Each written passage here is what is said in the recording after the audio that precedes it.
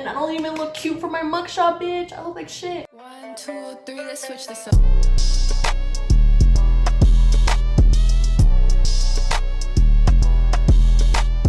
We're back and better than ever. Hello guys, welcome back to my channel. If you're new here and if you've been here before, I am so sorry. After a well-deserved break from posting, I am back with another story time. So I actually asked you guys on my Instagram what story time you guys wanted to see. By the way, if you don't follow me on Instagram, please do so. That way you're up to date with my latest videos and you can engage in polls like the one I did last week. But yes, last week I asked you guys what video you guys wanted to see, and you guys decided you guys wanted the story time of the time I was almost arrested. So here we are. Towards the end of May and June of 2020, I was dating this one guy and we would go out every weekend pretty much. So one specific weekend he comes and picks me up and we are not sure what to do. Like, we didn't really plan anything out. So we did what every 20-year-old who is bored does in Guadalajara. We went to Chapu. Chapu is a downtown area of Guadalajara that is full of bars and pubs and nightclubs. It is just like insane. And we meet two of my guy friends at a bar. These bars were closing at 10 or 10:30 at the latest because of COVID. After a few drinks, I think each one of us had like a caguama. It's like those big ass fucking beers. They tell us, you guys like have to leave, like we're closing. But we weren't satisfied with that, okay? Because we wanted to keep on drinking. So what do? We go to an Oxxo. Oxxos are like the motherfucking herpes of Mexico. You have one in every fucking corner. It's not hard to like find one, and they just pop out of nowhere. I can't remember exactly how much beer we bought, but it wasn't a lot. I'm pretty sure it was like 1 6-pack and like 2 other caguamas. It wasn't like a shit ton of alcohol. Like, we weren't trying to get fucking shit-faced. We were just trying to, you know, drink and have a good time. And we are now struggling to find a place to drink at. And this guy and I, you know, we knew a place which was a viewpoint. If you don't know anything about viewpoints because you're like 13 or you've just never been to a viewpoint, let me educate you on what viewpoints are.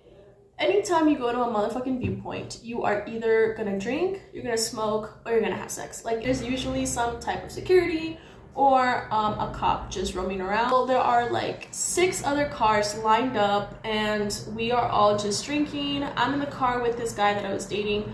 My 2 friends were actually out of the car and looking into the viewpoint while they were drinking. So everything was so chill. Like, no one was being loud, no one was being like horrendous. We weren't fucking wasted. Like, it was so chill. This time it wasn't even a security guard, it was straight up a fucking cop. And he comes out and he starts like checking up on the cars in front of us. The motherfucking guy that I was dating was not smart, okay? Like, he was kind of a dumbass. Left the caguama bottle outside of the car, like on the ground. He had it there and it was very visible to everyone, but specifically to this cop. He sees that there's a caguama there and there's alcohol involved. The cop comes for us. My friends were trying to hide their shit. I was trying to like hide the empty beer bottles and shit, and it was like, you know, we were very fucking scared. Don't do this at home, kids. It's not good. I don't know why we did this. So a cop pulls up and he starts asking us questions like name, age, what do you guys do for a living, how do you guys know each other? And we're like, oh, well, we all work together. We're just chilling, you know. We did have a couple of beers. I mean, there was no point in hiding it. Like, the man had a fucking bottle out there. Asking everyone for their IDs, and I pull out my ID, I give it to him, no problem. Everybody up against the car, we're gonna pat you guys down. But in my head, I'm thinking, holy shit, I'm gonna go to jail tonight.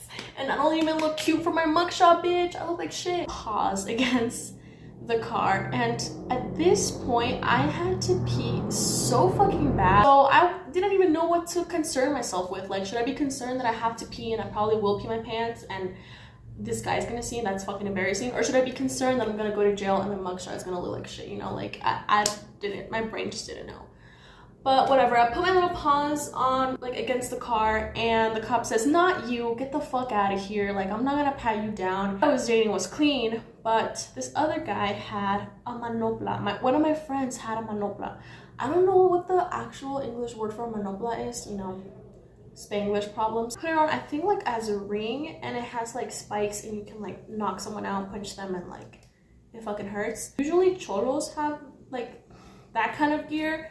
So the cop was like, oh, okay, King, like, what is this right here? He starts questioning my friend, and, well, he starts questioning both of my friends, and they try to be funny, and I'm like, bitch, now is not the time. One of them, the guy that had the manopla, he goes, well, you know, I live in Tlajomulco, so, like, things get kind of crazy down there, you know what I'm saying, dude? Like, I just gotta be prepared and stuff. The other friend starts pulling out money. I'm pretty sure he pulled out a 200 peso bill. Pulls out the fucking bill and he goes, you know what, we can very easily fix this, no problem, here you go. And I'm like, dude, like, if our chances of going to jail were at, like, a 40%, right now you just brought it up to, like, a fucking 90. Like, you're insane. Now, the main guy at this point goes, you know what, we were gonna let you guys off with a warning. We were just gonna let you guys go and just call it, like, good, like, it's fine, whatever, just leave.